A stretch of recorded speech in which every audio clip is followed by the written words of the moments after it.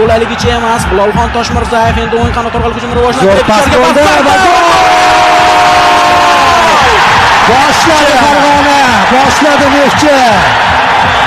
77-raqamda o'ynayotgan Bilolxondan aytish mumkinki, to'yni kurros darajasidagi pas bo'ldi.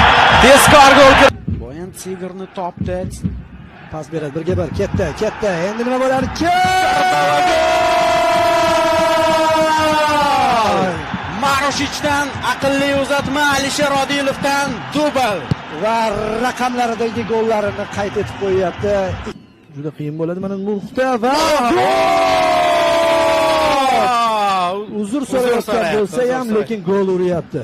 Ha, Hisob o'yinga intriga beryapti. Hisob qisqaryapti do'stlar. Gol muallifi G'alati bo'lib Shohruz qoldi. Nurxon Tushirish bo'yicha Neftchi master klass o'tyapti va hozir hisob o'zgarishi mumkin va hammasi tugaydi. Alda gol ur va tugadi. Dasha! Kim urish kerak edi golni?